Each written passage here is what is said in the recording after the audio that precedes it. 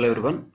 Good morning, good afternoon, good evening, depending upon when you are watching this video lecture. In the earlier session, we discussed about the demand function, demand schedule, and demand curve. When we talked about demand schedule and demand curve, that was about individual demand schedule and demand curve, as well as market demand schedule and demand curve, both of which indicate the relationship between the price of a product and the quantity demanded are in inverse relationship with each other. And that's what we call as law of demand also, or you can call it theory of demand also, which indicates the same. When the price of a product increases, the quantity demanded decreases, and when the price of the product decreases, the quantity demanded increases, which means the price of a commodity and its quantity demanded are in inverse relationship. That's what is law of demand, which was proven or demonstrated with examples of demand schedule, which is nothing but a table, and demand curve, which is nothing but a graph plotting the data which is already available on the table. And we also observed that the demand curve was sloping downwards from left to right. The reason is once again because of the inverse relationship between the quantity demanded and price of a product. And while understanding the theory of demand, we also observed what factors would actually lead to this tendency of price and quantity demanded being in inverse relationship. Why it happens? What are the contributors to that? Or we can call it, what is the rationale? What is the logic behind the theory of demand? Why it happens so? It happens so because of many reasons. Main reasons are, one, the theory of demand works because a rational customer knows that his marginal utility will be lower as he consumes more and more, and he will not be willing to pay the same price for a lower utility.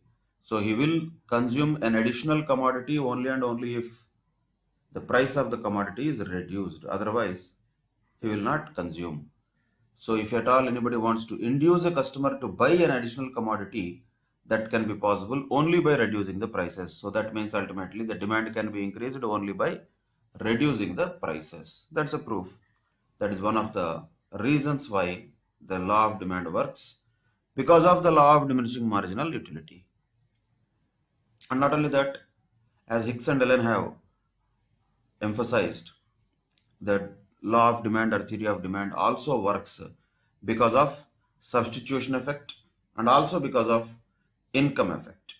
Substitution effect is that when the price of a product reduces or increases, whatever happens, the customers will tend to substitute that product which is relatively cheaper, and that will be substituted in the place of that product which is relatively expensive. So this substitution process always happens with the consumers whenever a product becomes relatively cheaper or costly. If it has become relatively cheaper, people will shift to this product. If that is becoming relatively costly, then people will substitute this product with some other product. They will shift away from this product. But definitely substitution is common. Whenever there is a change in the price, increase or decrease, substitution effect will take place. That is one reason why the law of demand works. And another reason is income effect, which tells about the purchasing power of the people. When the price of a product, for example, reduces, naturally, with the same income, the people will be able to buy more products because their purchasing power has increased. Earlier, they were able to buy less products. Now, because the price of a product has reduced, now they are in a position to buy more number of products. Naturally, when that happens, more number of products are purchased, which means nothing but once again, demand will increase. So substitution effect, income effect, Both of them are happening because of price changes. So that is a price effect, which is backed up by Hicks and Allen, explained in two different ways. One, substitution effect, two, income effect. That is also another reason for the success, or we can say the way the law of demand works in reality. And because of the affordability of a particular product now, since it has a now lower price because of price reduction, if it is the case, arrival of new consumers will happen, because those people who could not afford earlier now can afford also this product. So they will also flock in to buy this product, which means because of arrival of new consumers, also the quantity demanded will increase. And not only that, because the products will have multiple uses sometimes. For example, electricity, coal, petrol, diesel, gas, like this, many types of resources have multiple uses. If at all the price of a particular product, one of them reduces, people will start using the same product, but for more number of uses than they used to use before. That means what? The consumption of that product will naturally increase, because now that is being used for different purposes. When the consumption increases, that's what we are talking about. Demand for such product also increases. So these are all various reasons why the law of demand works. Where it works, why it works. This is what all we discussed in the earlier class already. Now let us continue this session with further analysis of the law of demand, and one of the most important things is exceptions to the law of demand. Law of demand is there, that's fine, which works normally fine. When the price increases, demand decreases, price decreases, demand increases. Or rather, we can call when price increases, quantity demanded increases or decreases according to price. That's fine. So the quantity demanded increases or decreases according to the price. That is for sure. That's what is law of demand. However, there are certain cases where the law of demand does not hold good. Where it does not hold good, what we can call that? That's what is exceptions to the law of demand. So what are those exceptions to the law of demand? Let us understand one by one. First category is conspicuous goods. Also, we discussed this earlier, the kind of goods. These are also called sometimes Veblen goods or prestige goods. Veblen goods, prestige goods, or conspicuous goods. And what kind of value they will have? They'll have a snob value or prestige value, just to show off. Conspicuous means mostly to show off. And they will not have any use value much. They will have a lot of prestige value, show off value. What is the actual use of that? May be questionable sometimes. For example, if you take a normal good wristwatch which shows time, maybe you can get it for a few hundreds or thousands of rupees.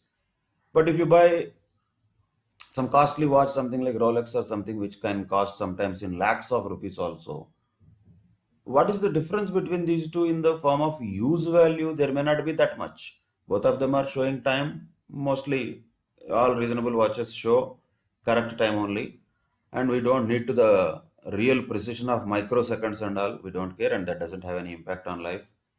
So ultimately, for what purpose that Rolex watch is purchased by some people, and naturally who will purchase them? Usually the rich class of the people, the highest possible class of the society goes for such kind of products, conspicuous goods. So use value may not be that much, but they have prestige value or a snob appeal, just to show off that, see, I have a branded watch, that too Rolex, that too Tissot. Like that, many brands are there which are very expensive in nature, and they show off, the rich people show off with all these commodities to others that they are using highly expensive products. They have that nature of show off. Those are all called conspicuous goods, Veblen goods, or prestige goods. Or otherwise we can say diamonds. Diamonds is another example we can also take as an example of conspicuous goods. What is the use value of the diamond? The diamond is very useful in industries and all that. But that is not the a reason why diamonds are only expensive normally.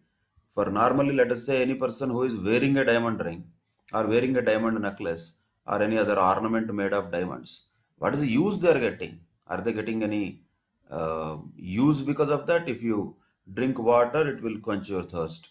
If you eat food, it will have impact on your stomach and it will satisfy your hunger. So there is some use for anything that we use.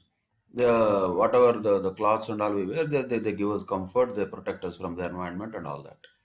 So there is every product normally whatever we say, there is a use value. You have a pen that is useful for writing. You have a mobile phone that is useful for communicating with each other and watching some of the classes like this.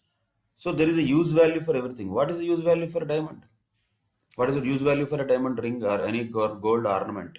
In general, the use value for them is nothing. But they are of conspicuous nature. If somebody is wearing a diamond ring or diamond necklace or diamond ornaments, the purpose is there to show off to others. See, I have diamond jewelry, which means I am rich. You have to acknowledge me that I am rich. That is what rich people like to show off. That is called conspicuous consumption. And this is very common. Everybody tries to do that in their own level. Everybody tries to show off, but the rich people really show off with real goods like Rolex watches, Mont Blanc pens, diamond rings, diamond jewelry, etc. etc. Middle class tries to copy them using duplicate Rolex watches, duplicate products, showing off with duplicates. That is different, and that is not what we are talking. We are talking about real conspicuous goods, not the duplicate Rolex watches available in Koti for 400 rupees. That anybody can buy. That's not an issue. So, when we say conspicuous goods, we are talking about the goods which are having very high price in general, and those are all purchased by only rich people for the purpose of showing off, for the purpose of creating the prestige value or a snob appeal to others. And this is what was found by, or you can say theorized by, Mr. Veblen. That is why this is called Veblen effect or prestige goods effect. Okay, that is goods what we already know actually. This same discussion we already did when we talked about Veblen goods earlier. But why are we referring it once again? We are referring to them once again because they are not following the law of demand. Why is that? Why is that? Because when these goods are expensive, then only people will buy. If these goods are not expensive, then the people will not buy them at all. So, simple point is, the nature of these goods itself is like that. There will be a utility for these goods only if it is expensive. So, if the commodity is expensive, they think that has got more utility. If it is cheap, then there is no utility. They don't care about it. So, that is not going to be really purchased by many people if it is available at a cheaper price. That's what prestige value, snob value, or Veblen goods will, the kind of behavior will be like that. I think one of the examples we have taken earlier, like, say for example, Parker pens. Parker pens are example in India. It's particularly Indian example. So in Parker pens, earlier the Parker pens used to be very expensive for a person to buy. Now they are more or less the same price, but because people got affordability to buy them, there is no much of consumption by the top class for the Parker pens. Now Parker pens definitely would be selling more pens than earlier, no doubt about it. But if you really look at the incomes what they have, the revenues what they used to make earlier, the profits what they used to make, now it will not be that much. There is a difference. So when the conspicuous goods are there, rich people will buy them only when they are very expensive. So now what most of the people, like let us say the top people, the rich people, have moved from old type of Pericardin, Parker, these type of pens were there. From there, now they moved on to Mont Blanc, like that kind of brands, where the price will be much higher. So that is the nature of conspicuous goods. They will be bought only if they are costly. But what the law of demand says, people will buy the goods when the goods are cheap. but the conspicuous goods are behaving in an opposite direction. That is why we are calling them as exception to the law of demand. We are talking about that as an exception to the law of demand. Conspicuous goods are not going to follow the law of demand. Why? Because they are going to be bought, they are going to be sought after only when they are expensive, not when they are cheap. If they are becoming cheaper and cheaper, people don't care about them and they will not get or they will not have more demand. That is why it is an exception to the law of demand, no doubt about it. Now we have the second category of exception, that is given goods. Once again, this is also given, the name is given in the name of a person who has definitely invented or identified this tendency. We can remember his name, that is Robert Giffen. So Mr. Giffen, who is a Scottish economist, has identified there is a strange kind of tendency in some kinds of goods. Sometimes it is happening in a way where it is reverse. For example, when he has observed that when the price of the bread went up, normally as per law of demand, what should happen? The demand for bread should go down. But what happened? People consumed more of it, not less, when the price went up. That is the variety what he has identified. So this is a real observation that Robert Giffen has taken. When the price of the bread increased, actually, as the price of the bread increased, the British workers purchased more bread but not less of it. Ideally, as per law of demand, price increases, demand should decrease. But no, it has not decreased, rather it increased. So these are reverse categories just for understanding purposes.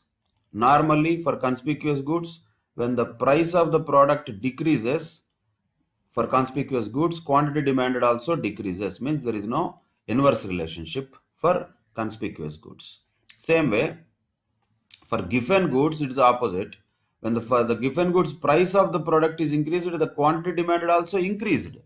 Price of the bread increased, but people started purchasing more and more bread. Then the economist got surprised and he found out the reason for it. Why is that? Then the reasons came out. What happened is when the price of the bread went up, when the price of the bread went up, basically the people's purchasing power got reduced naturally because their income did not go up, but the price of this bread went up.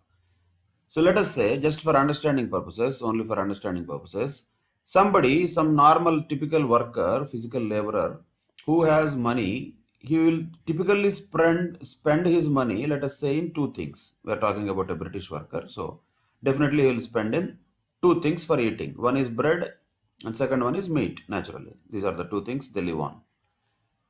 When the price of the bread went up, what happened is, when the price of the bread went up, what happened is, the money that is available to purchase the meat has reduced because the income of the worker has not increased. Income of the worker is same. But since the price of the bread has gone up, the money that is available for purchasing the meat itself got so less that they could not afford meat anymore. No money for meat because price of the bread is already high. So what they did, basically, they replaced the meat with more bread. So they cannot die of hunger and all, they definitely have to eat something. So simply when the price of the bread went up, they have cancelled out their purchases of meat. They could not afford it. So rather than buying the meat, they started purchasing more bread. So ultimately what happened? When the price of the bread has increased, the demand for the bread, the quantity demanded of the bread also increased, which is again against the law of demand. Because in the law of demand, what we need to have every time, whenever we talk about the law of demand, when one increases, other decreases. When one decreases, other increases. So that is why the relationship in the law of demand is inverse in nature. Whereas here, for conspicuous goods also, it is not inverse. For given goods also, it is not inverse.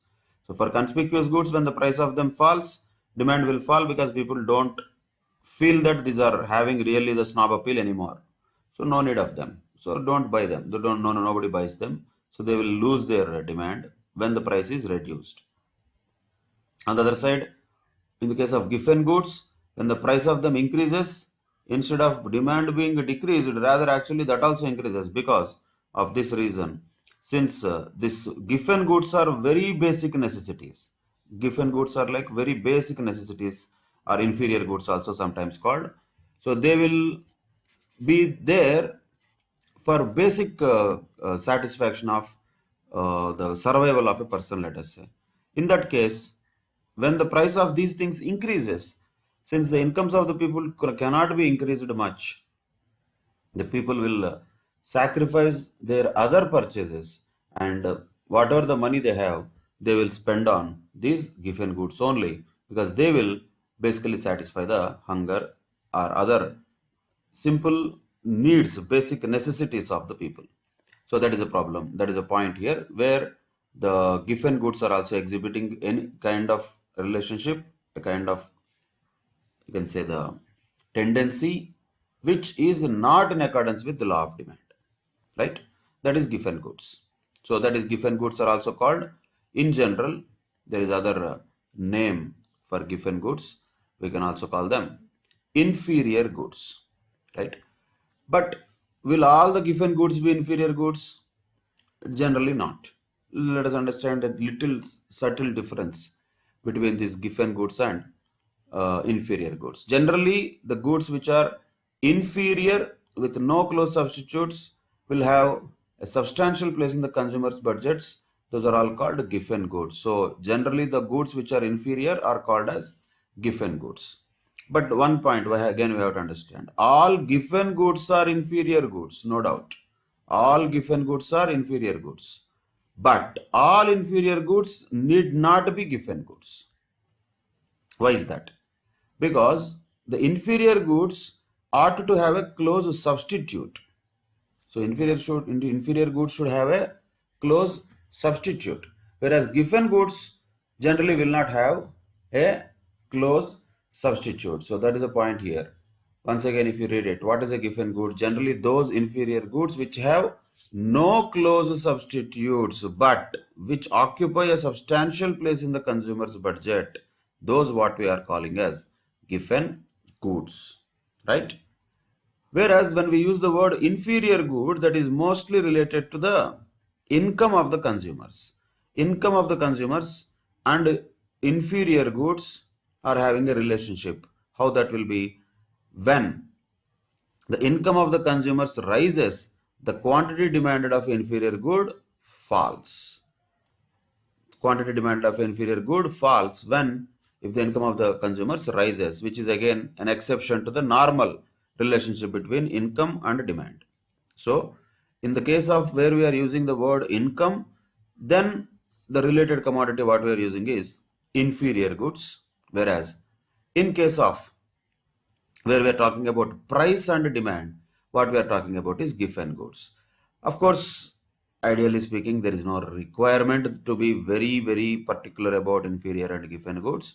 In general, when we normally understand various concepts, we just use these two things very interchangeably. So don't worry too much about given goods, inferior goods and all.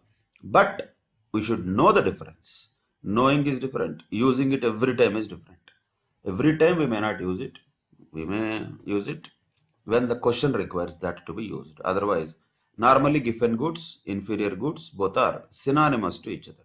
Once again, why? Because all given goods are inferior goods for sure. But all inferior goods need not be given goods. What is the difference? For given goods, there should not be a substitute.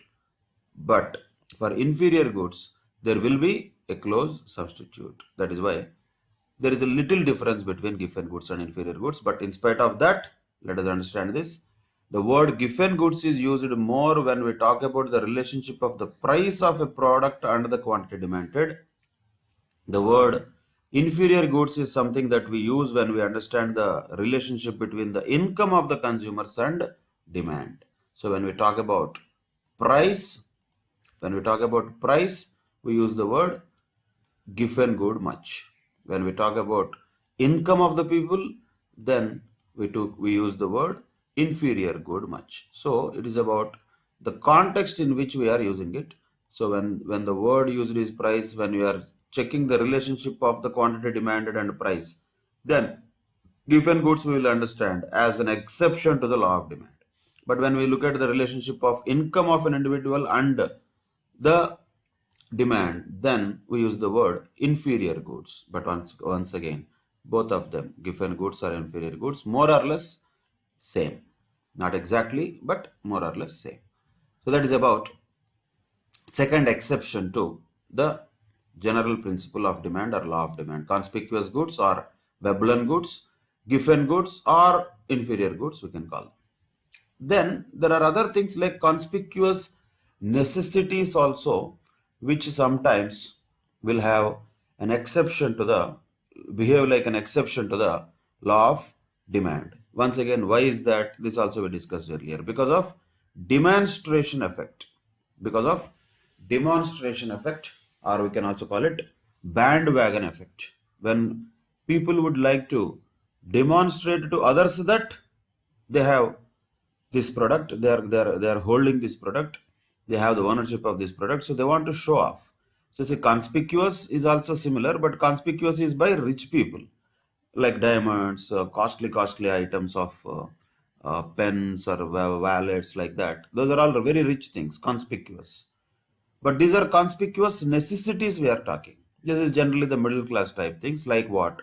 Television sets, refrigerators, coolers, like cooking gas has become much now cheaper compared to others, but whatever.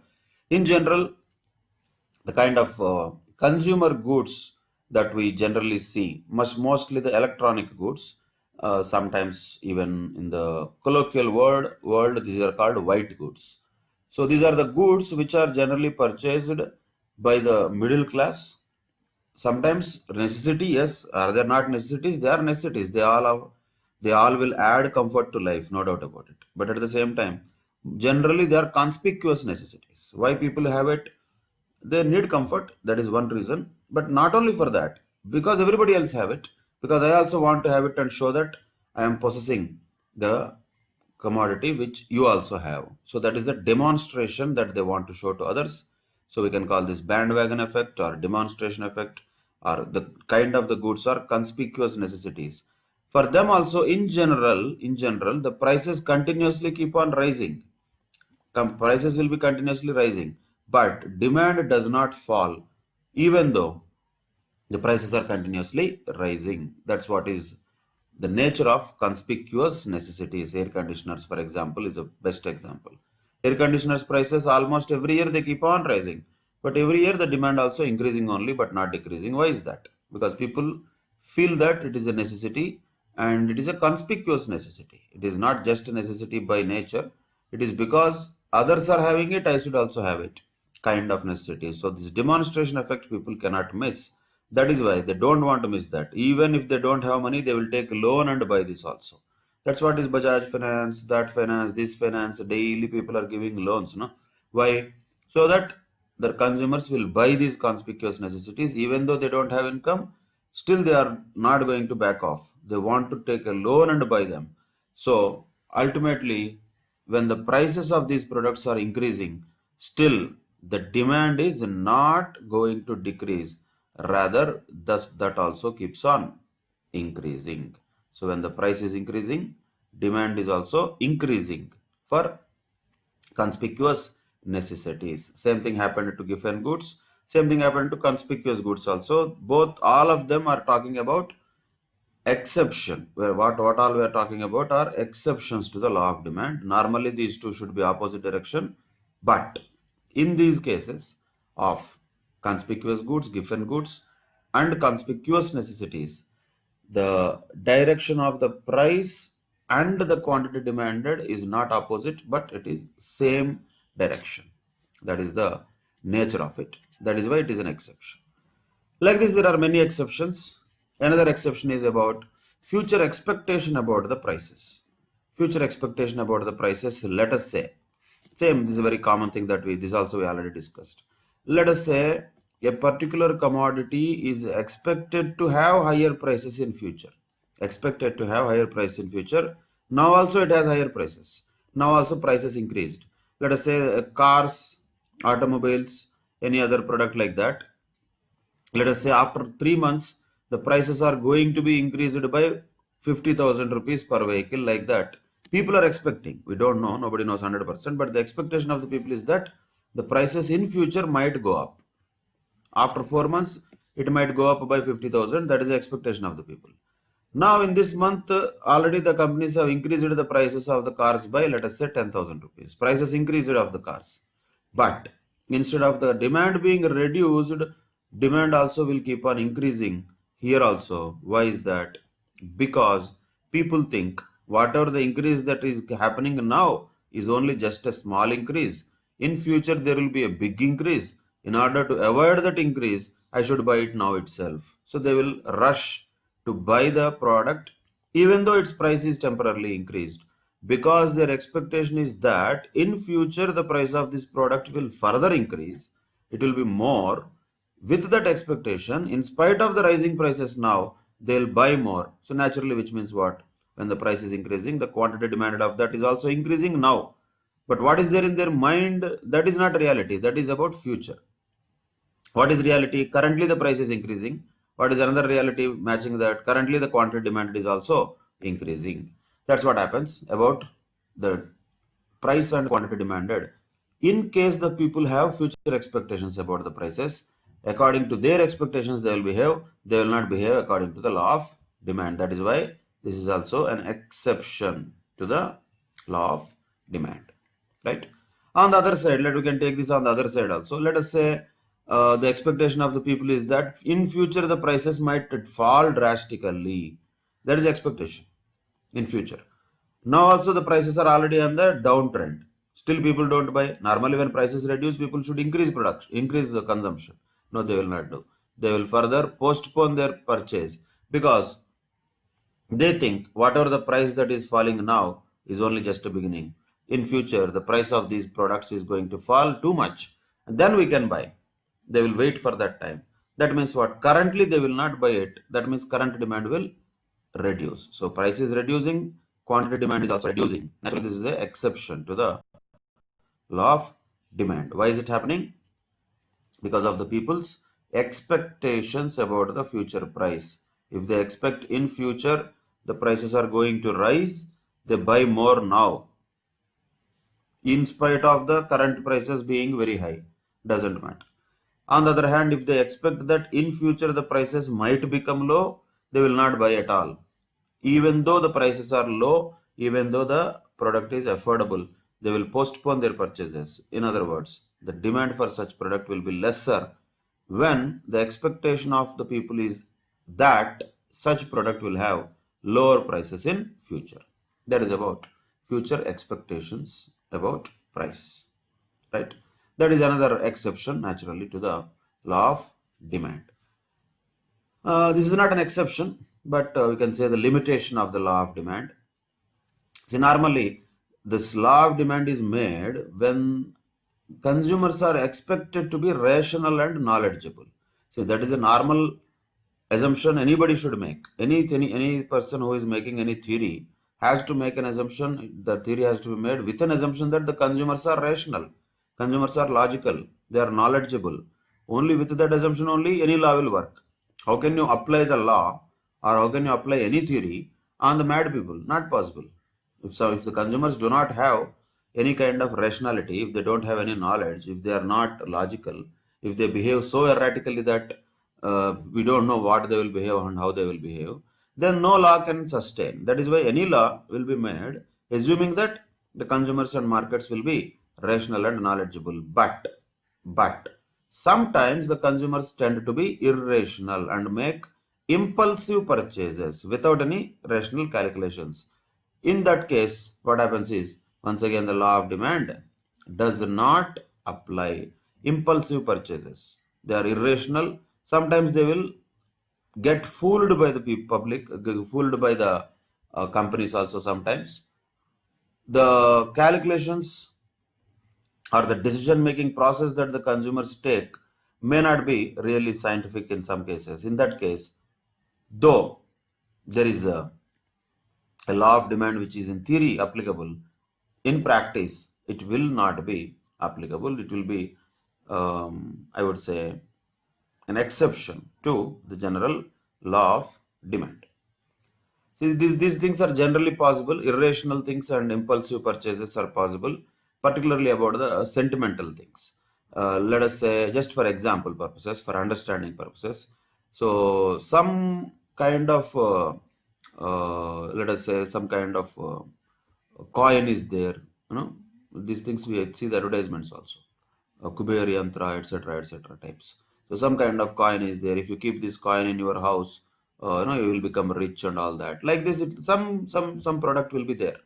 What is the actual value of that product or cost of that product? Maybe it is made of copper or some other metal. Let us say maybe it is like at the maximum worth 100 rupees.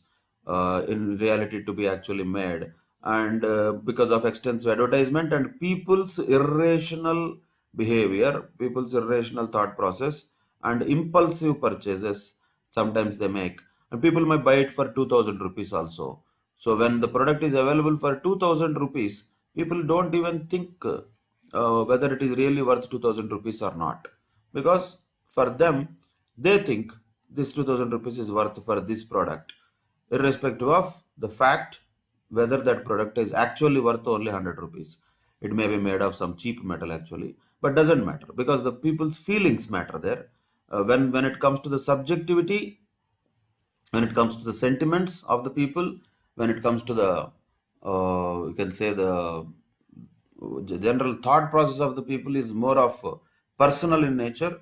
So feelings of the people, let us say, feelings of the people, when they are coming into picture, when there is feeling that is involved in that, that may not be having any rational decision, not necessarily. I'm not telling that everybody will take such rational decisions, but the rationality will go down when the consumers will lose their thought process and they will succumb to this impulsive purchases. So in those cases, we cannot say the law of demand applies. So whether this particular thing, let us say, after some time, this becomes from 2000 to 2500. Are the people going to stop purchasing that just because the price has increased? Is the demand for such kind of thing is going to reduce?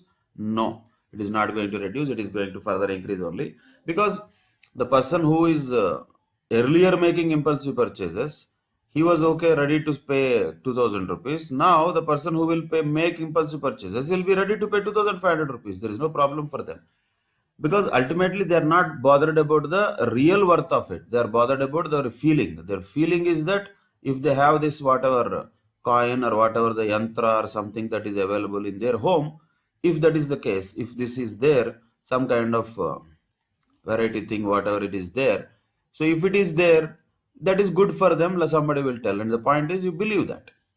I'm not saying you should not believe that or you don't believe that. It is belief of every person, like it or don't like it. So if they believe that, for them the real cost doesn't matter. For them what matters is their sentiment. So their sentiment has no logic in that. So when there is irrational purchase, impulsive purchase, law of demand will not apply. That we have to understand. If somebody, let us say, for on the other side, this is originally worth 100 rupees. Let us say on the other side, there is some person who doesn't really believe in any of these things. If you give him this particular whatever a thing also, whatever the kind of coin or something, you give him for, say, a lower price only, 2000 rupees is the existing market price. Original worth is 100 rupees. That everybody knows. That is a very cheap thing actually which is available. Now let us say the same company or kind of organization which is showing the television channels, it says, what do you think? Is this product 2500? No. Is this product 2000? No. Is this product 1000? No. See, for all your convenience, because already a lot of people are already having problem in corona. We know that, we understand you, blah blah blah. So we are making this product available to you for only 500 rupees now. Avail this offer today only. Like this they will advertise. So some people will definitely fall for that. But the point is, on the other side, there are some people who will never buy this, whether it is 2000 also, 2500 also, 5000 also, because it is not about this money for them. It is that they don't first of all believe in this entire thing at all. They don't believe this is going to work. They are not at all interested in that. Now point is, just because the price is reduced from 2500 to 2000 to 500, the price has reduced, will the demand for this product increase from that segment of the society? No, never it is going to happen. When the price of the product reduced also, new people are not going to come and join, because those who never believed them anyway don't believe them. Whether that is available for 100, 500, 200, they don't care, because what is the use of that for them? They don't need it. They don't actually believe that. When they don't believe that, they will never buy it, irrespective of the price that is there for the product. Once again, what does it mean? It is defying the law of demand. So when it comes to the sentiments of the people, feelings of the people that matter rather than the logical purchase, in those cases, the law of demand does not apply. That is another exception we have to understand. Of course, for necessaries also the law of demand generally will not apply. Why? Let us say the rice and wheat prices are increasing or not. Definitely, if you observe the past 4 or 5 years, definitely the prices are little bit increasing only. Will the demand decrease? As the price of the rice increases, are you going to eat little bit lesser rice? Generally, no. Generally, at a broader level, if you observe, irrespective of the prices of the commodities, the necessaries demand will be more or less the same. In general, the demand for the necessities will be more or less constant, not going to be fluctuating too much. Why is that? Irrespective of the price changes, the people will have to consume the minimum quantities. That is the point. Irrespective of price changes, people will have to consume the minimum quantities of necessary commodities. That is why prices might not have any impact on the demand for necessaries, which means once again the law of demand does not apply. So law of demand applies when price reduces, demand increases, price increases, demand decreases, but it is not happening here. Conspicuous goods also it is not happening, given goods also it is not happening, conspicuous necessities it is not happening. If the people have a lot of expectations about the future prices, it is not happening. If the people are purchasing some kind of product with impulsive purchases, irrational purchases, illogical calculations they are doing, for their sentiments they are doing without any logic behind it, then also this law of demand will not work. If there is a demand for necessaries which will be constant more or less, that will not change when there is a change in the prices. So that is why usually the demand for necessaries will not change. You take electricity consumption also. Normally the electricity consumption for any house will be more or less the same. Okay, exceptions of air condition in the summer and all those things exceptional. I'm not talking about that. Normally, forget about additional things like that which consume huge electricity. But a normal household, every month, more or less the electricity consumption will be same. It is not going to be more. So just little bit more price of the electricity, let us say, has increased. Current bills the government has increased. Is the demand for electricity going to decrease because of that? Are you going to turn off your refrigerator? Are you going to turn off your tube lights in the night early and turn off the fans without being on? Is this going to be generally possible? Most of the cases, no. So at a broader level, see, individual choices we cannot take as examples. I will do that, sir. Maybe that's you are an exception. But individual choices is not I'm talking. In general, what happens in the market level? Most of the people put together how they behave, that is called a market. Exceptionally, somebody is there, some who is not going to follow the market. We cannot actually talk about that person. Will be there. There will be always people who do not follow the market, but that is minority. But majority of the people, when they follow the market, there will be a similar tendency that is shown. So when we talk about this, this conspicuous goods and Veblen goods, rich people do that. Does it mean all rich people are like that? Not necessarily. Bill Gates does not have any Veblen goods and all. He doesn't care about whether he's wearing a diamond ring or not. Not necessary. So it is a personal thing. We cannot take exceptions of persons like that. For anything, whatever we are talking here, it is a general tendency on a market as a whole, not for a particular person. So conspicuous goods, when we are telling about rich people, does not mean we are talking about all rich people. Same way with given goods also, when we are talking about inferior goods, does not mean all inferior goods will show the same thing. Always exceptions to the exceptions also will be there. So that is why, in general, the conspicuous goods, given goods, conspicuous necessities, and where the people have future expectations about the price, or where the people will purchase the goods without much of logic, the law of demand does not apply. Same way, the law of demand does not apply for necessaries also in general. So there is not going to be much of change in the demand, even though there is a change in the price. So the demand for necessities will be more or less constant under normal circumstances. So the law of demand has an exception in that form, that is necessaries. On the other side, speculative goods also will not follow the law of demand. For example, shares, if you take as an example only, once again it's a debatable thing, is shares speculative or not. So let us not go into the speculative nature of them or not, just take an example of shares. So stocks or shares, both are more or less the same. When the stock market is on the rise, when the general tendency of the market is going up, when it is like this, prices of the shares are going up, then only it is like this. Then what the people mostly do? People will mostly buy them. When the prices are rising, the people will buy them. That's what happens in stock market. When the prices are falling, generally, then people will sell them. More or less, it is also actually with the logic is same, expectations about the prices. Usually when the stock market is on the rise, people think that market is on the rise means it will be continuing this rise for some period of time. So what they will think, anyway it is going to rise, I will buy it here and I will sell it here so that I can make profit. That's what they think. Whether it will go up or not is a different story, but the thought is like that. When the market is on the rise, they want to make profit by buying that product, because in future also that rise will continue is their expectation. That is what is speculation. That is what they are expecting about future, that when the market is on the up, it will be continuing its tendency for some more time, is the expectation they have.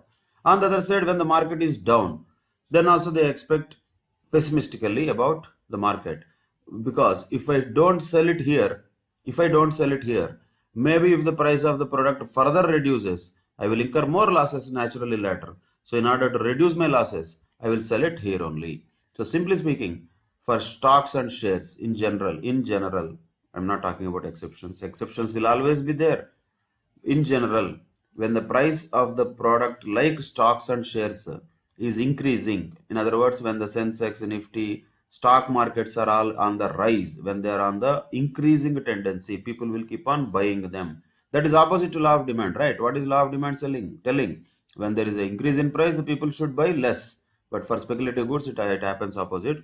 When the price is increasing, then the demand also is increasing. When the prices are decreasing, demand also is decreasing, because people will sell more than buy. So when they see the stock markets rising, they buy more. When they see the stock markets falling, they sell more.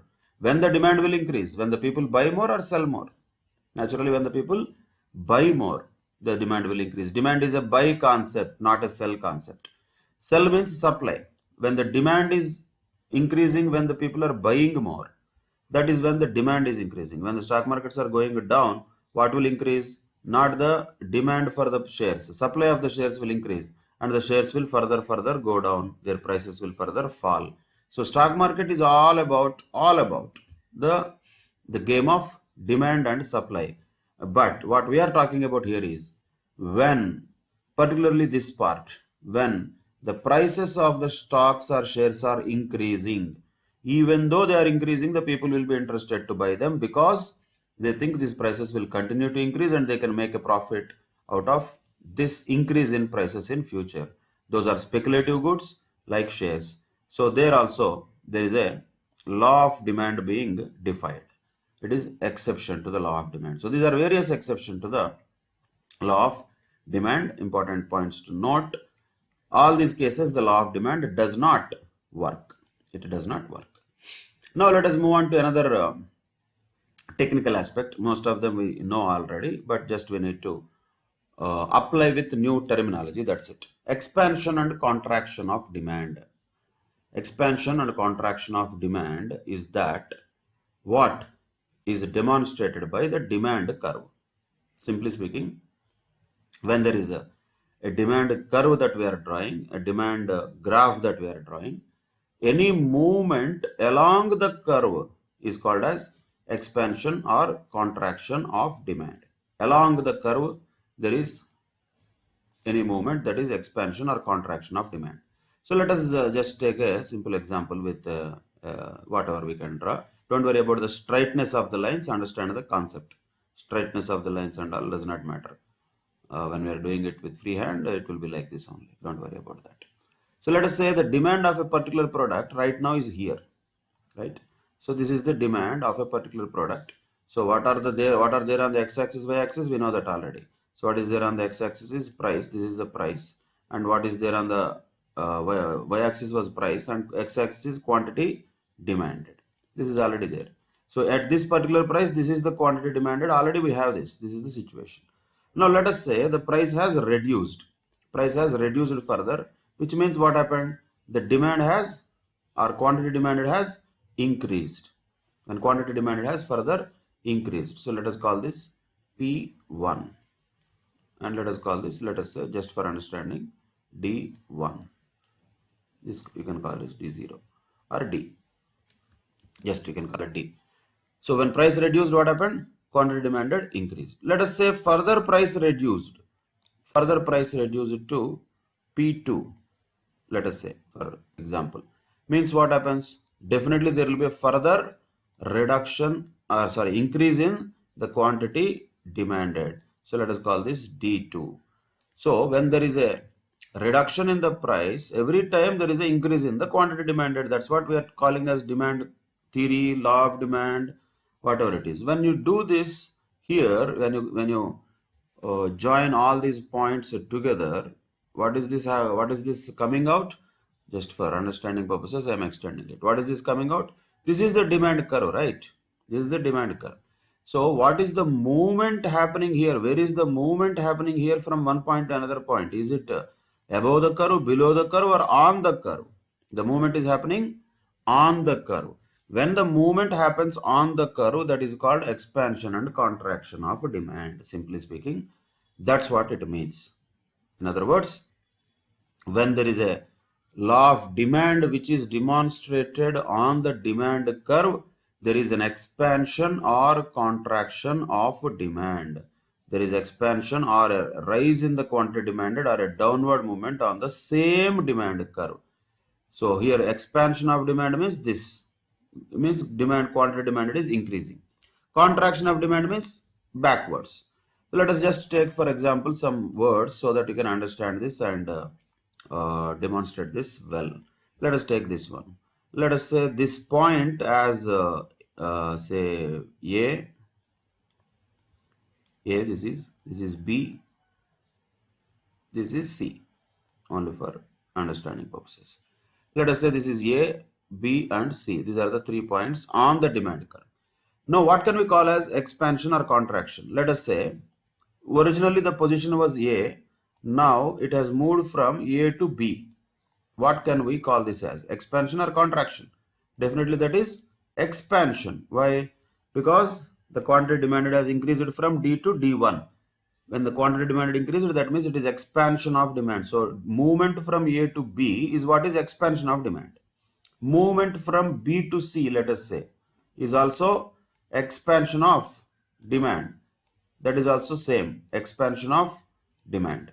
Movement from B to C also expansion of demand. Or movement from A to C, also expansion of demand. If at all any movement happens on any of these things, that is expansion of demand, because from one point to another point the quantity demanded is increasing. Then what is contraction of demand? Reverse naturally. What are those things?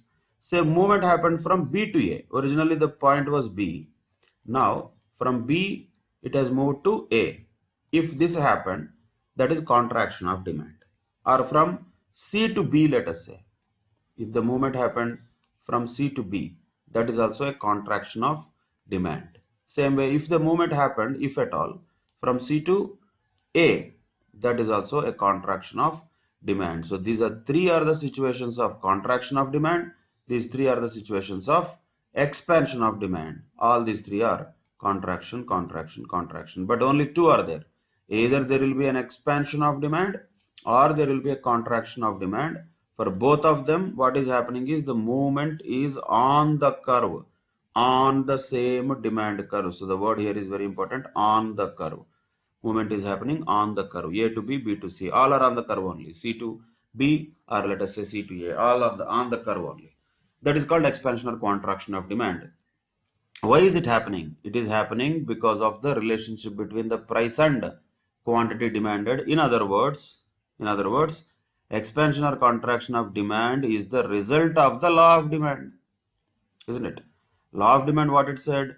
When the price of a product increases, the quantity demanded decreases. When the price of the product decreases, the quantity demanded increases. That is happening on this line only. No, that's what is expansion or contraction of demand. So let us say, just for understanding purposes from this graph, if the price reduced from P to P dot, price increased. Price increased from P to P dot. P was low, P dot was high. So price increased from P to P dot. So what happened? When the price was P, the quantity demanded was M.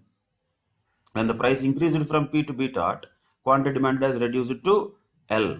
So when the price has increased, understand this relationship here. What happened to the quantity demanded from M to L? It has decreased. That is law of demand, right? So that is law of demand. So what we can say, when the price increased from P to P dot, what happened? Expansion happened or contraction happened?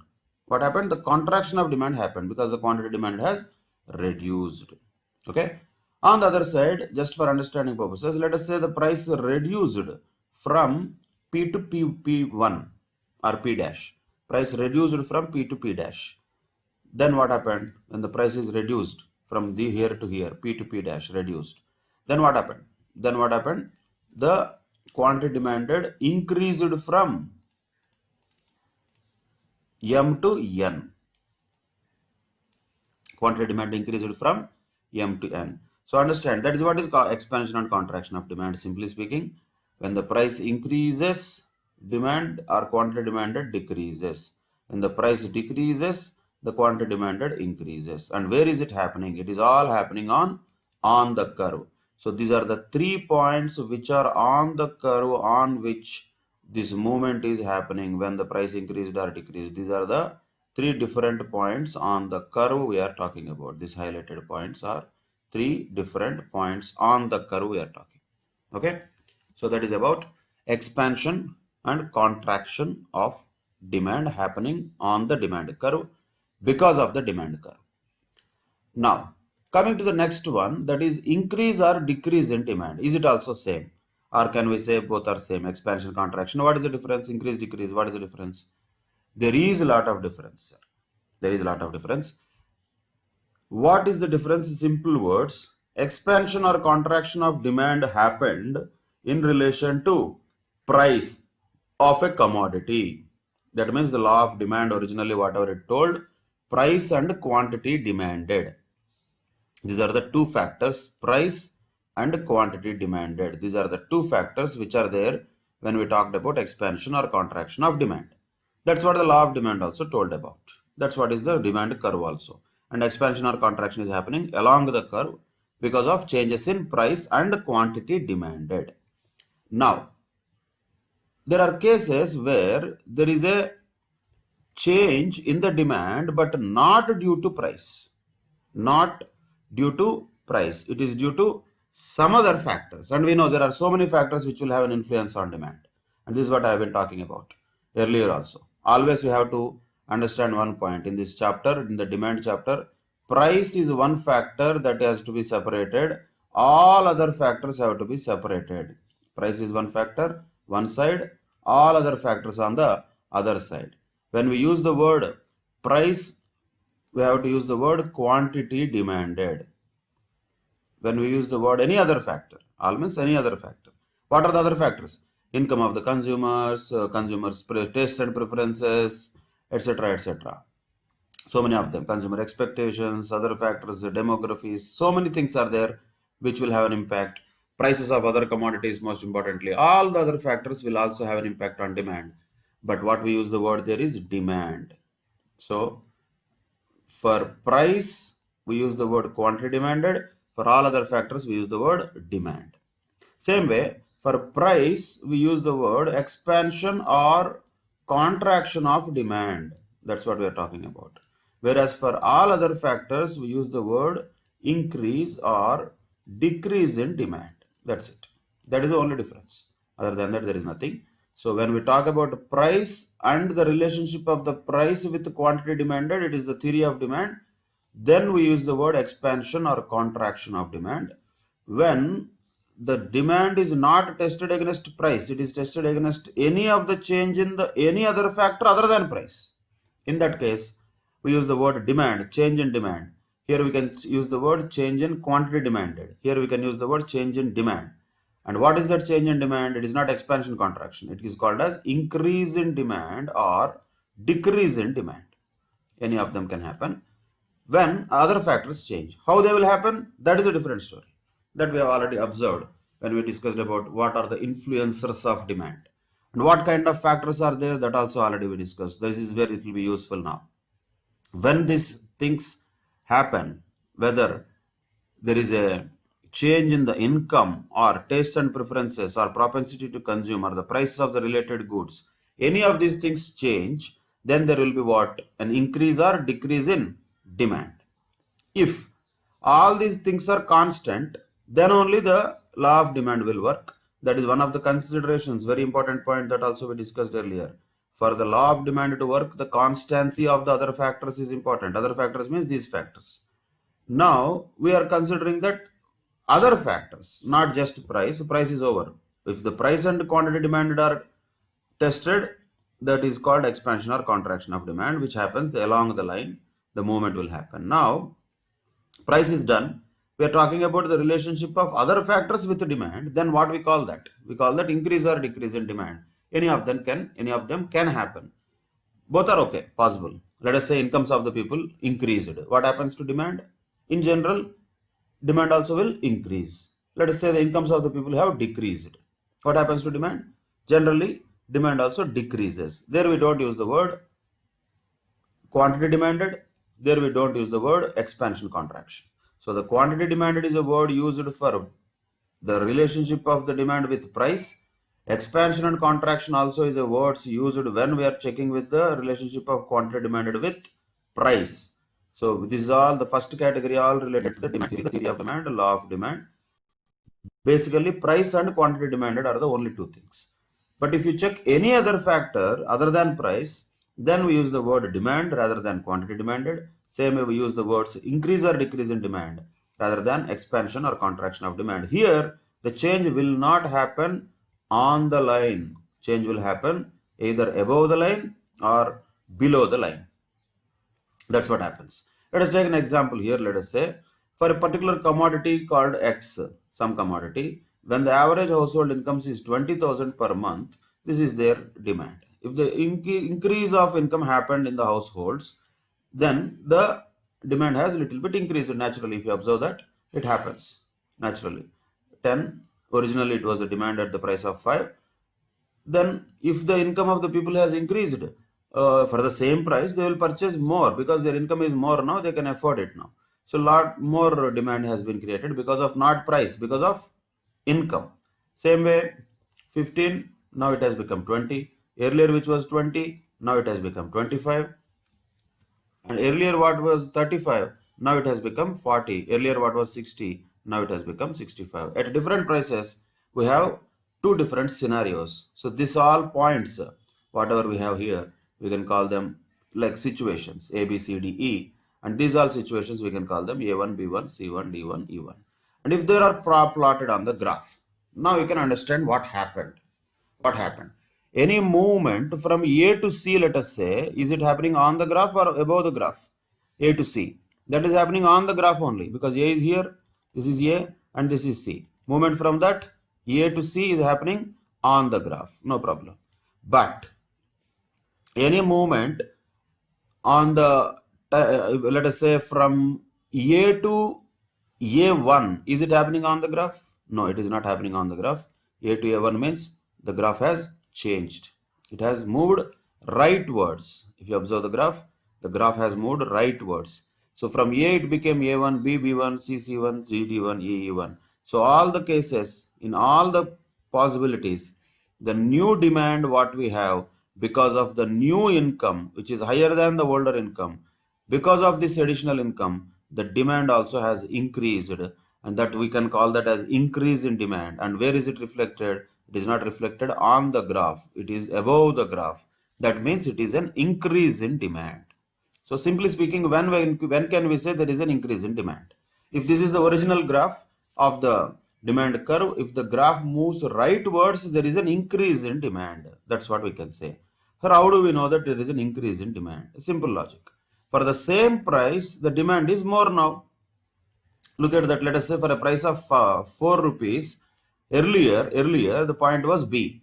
Means how much? The demand was only 15 units. Now the point is B1. That means the demand is 20 units. So what happened? For the same price, the demand has increased. Price is same. Price is 4. But the demand has increased from 15 to 20. That is what is increase in demand when the demand curve moves rightwards. What if already the demand curve is here, now the new demand curve is below that? That means what? That will be a decrease in demand. So this is a decrease in demand. This is an increase in demand. This is what we can call as increase or decrease in demand. When the demand curve is moving leftwards or downwards, that is a decrease. When the demand curve is moving rightwards or upwards, that is an increase. This is an increase in demand. This is a decrease in demand. Expansion, contraction are different. Expansion, contraction will not happen above the curve or below the curve. They will happen on the curve. When there is an increase, what happens? The new demand curve will be above the existing demand curve. When there is a decrease in demand, what happens? The new demand curve will be below the existing demand curve. So that's what is called increase or decrease in demand. That's what is demonstrated here. We can call that as a rightward shift in the demand curve. This is the first category, rightward shift in the demand curve. When there is a rightward shift, what we can call that? What is this? Increase or decrease? This is increase in demand. This is increase in demand. When there is a leftward shift in the demand curve, leftward shift is there in the demand curve. If that is happening, that means there is a decrease in demand. That's what we have to understand. Very, very clearly, from the graphs, we should be able to identify what has happened. Then we can also identify why this happens. Increase in demand happens why? This can happen for many factors. First of all, can this happen because of price? Absolutely no, not possible. Price is something which is constant in this case. For a particular price only, the increase in demand happened. So when we are changing any factor, we have to understand we are changing only one factor at a time. You cannot shift all the factors at the same time. I will change price also, income also, taste and preferences also, how it will work like. It will work actually, but that will be a 3D graph. We don't have that facility. No need of that also. We are not doing any research in economics. If that is the case, then yes, those things will be possible to be explored.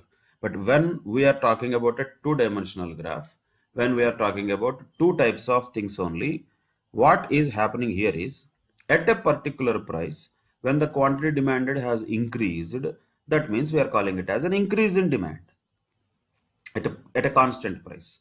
On the other side, when we are moving the price, change in price is resulting in a change in the quantity demanded. If that is the case, let us say from this point to this point, the quantity demanded has increased because of a reduction in price. If that is the case, then that is not increase or decrease in demand. That is expansion or contraction of demand.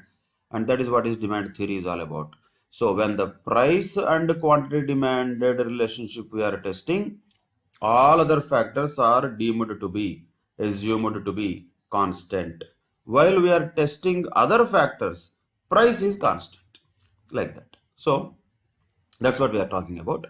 For a particular situation, what is the change that is happening to the demand related to other factors? Let us understand again and very clearly. One at a time, one factor only at a time can be taken, not all factors. So one factor at a time has to be taken. Though we are discussing all of them as other factors in one category, does not mean we are going to do all other factors. All of them will not be changed at the same time. That is not possible. One factor at a time will be changed, and how that will impact the demand will be tested.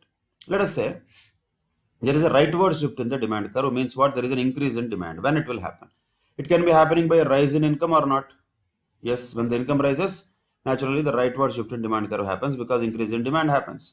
When there is a rise in the price of the substitute, yes, price of the substitute risen.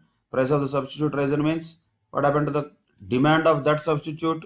Fallen. When the demand of the substitute has fallen, the demand for original commodity will increase. So that will also increase the demand of our product, that is the original product. Same way, there is a fall in the price of the complement. Once again, price of the complement has fallen means demand for the complement has risen. When the demand for complement has risen, demand for our commodity also will rise. Change in the tastes of the people in favor of the commodity. Naturally, when the tastes are in favor of the commodity, then there is an increase in the demand. Increase in population, increase in demand. Redistribution of income to the groups who favor this commodity, increase in demand. Like this, many factors can have an influence on the demand, which will ultimately cause a rightward shift in the demand curve, which is nothing but increase in the demand. What are those things? Possible things could be rise in income, rise in the price of substitute. Each of them could be a question. Price of the substitute rised. What happens to the demand curve? You have to think about that. You cannot by heart that. Rise of the price of the substitute happened means, first of all, what happened? You have to imagine that. Okay, when the substitute price has risen, the demand for the substitute will fall.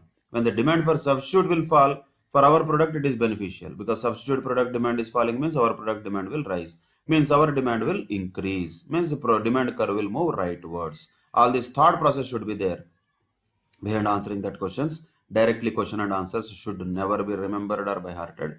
That will be dangerous, particularly for a subject like economics. Purely conceptual understanding is required here.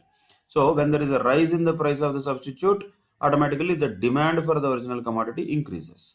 Opposites of them will create what? Demand for the commodity decreasing, that is leftward shift, exactly opposite.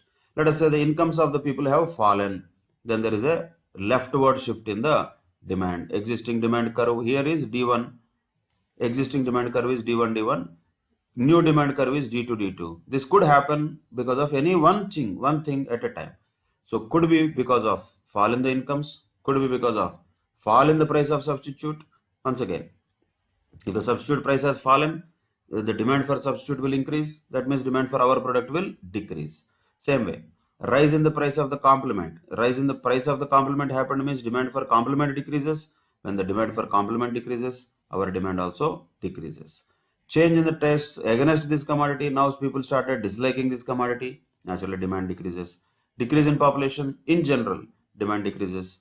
Redistribution of income happening away from the groups which favor this commodity, that also is going to decrease the demand. So the rightward shift in the demand curve is increase in demand.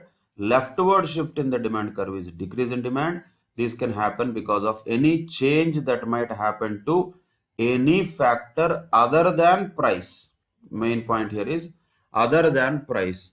Because of change in any other factor, this shift of demand curve, rightwards or leftwards, will happen. That's what we can call that as increase or decrease in demand. That is increase or decrease in demand. Okay. Expansion contraction is different. Now the same thing once again repeated actually. Movements along the curve. Movements along the curve is nothing but expansion contraction. Shift of the demand curve means what? Shift of the demand curve means that is increase or decrease in demand. Same thing once again repeated. You can just go through that. So there is no special thing once again mentioned here. Ultimately what we have to be very clear is these two are not same, sir. Movements along the demand curve are different. Movements along the demand curve happen when? Movements along the demand curve happen when there is a change in the quantity demanded due to a change in price. And we used the word quantity demanded. You should observe that. So that's what happens when there is a movement along the curve. And what word we can use for those movements? We can call them expansion and contraction of demand. What about not movement along the curve, but a shift in the demand curve? Demand curve itself is shifting. Shifting, of course, can happen both sides. It can shift rightwards or leftwards. What can we call when it is shifting rightwards? Rightwards it is shifting means there is an increase in demand. When there could be an increase in demand, whenever there is a change in many types of factors, maybe because of a change in income, maybe because of change in tastes and preferences, maybe because of the price change in the prices of the related commodities, or any other factors for that matter, any factors but other than price. So that is the point. Expansion happens, contraction happens because of price. Increase, decrease happens because of any factor other than price. Other than price, any factor one at a time. So any one factor at a time, if you observe, because of a change in that factor, what is happening to the demand? If we observe, if that demand is increasing, then the curve, the demand curve will move rightwards. If the demand is decreasing, then the demand curve will move leftwards. That's it. That is called shift in the demand curve. Expansion contraction means the movement along the demand curve, which is indicating an expansion or contraction of demand. Shift in the demand curve means rightwards or leftward shift of the curve, which is indicating increase or decrease in the demand, which happens due to any other factors other than price. Expansion contraction happens due to price. Change in the quantity demanded happens due to price. Change in the demand happens due to any factor other than price. Observe the words very carefully. In the questions also, these have to be very closely and carefully observed. Once we understand that, solving the questions on this demand theory will become relatively easier.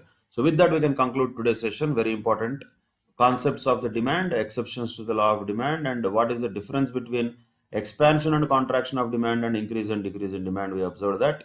Demand curve, demand graph, everybody should be very thorough with that. You don't need to draw it in the examination, nobody is expecting that, but at least you should be able to draw in rough, whatever the way you draw it, for understanding these concepts of demand. You cannot just watch the graphs, you need to draw them number of times to understand what is happening. When there is an increase in price, what is happening? Decrease in price, what is happening? When there is a change in any of the factors other than price, what is happening? These are the increase or decrease in demand, expansion and contraction of demand concepts. Most important in this entire paper. Don't think it is only useful now. It is going to be the same logic that we will apply in understanding any graph in future in this entire subject. So that is why understanding the concept of increase decrease is a very important point. Shifting of the curve from left to right, right to left is a very important point. How to interpret those graphs is very important to understand and apply. And this is not only for now, for the entire subject of economics, this concept will be very useful.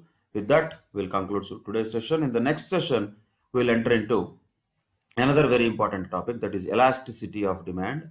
What is the meaning of it and how to calculate it? Most importantly, the computational aspects of elasticity of demand will be definitely asked in the examination as questions. So that aspect we will discuss in the next class. Till then, take care.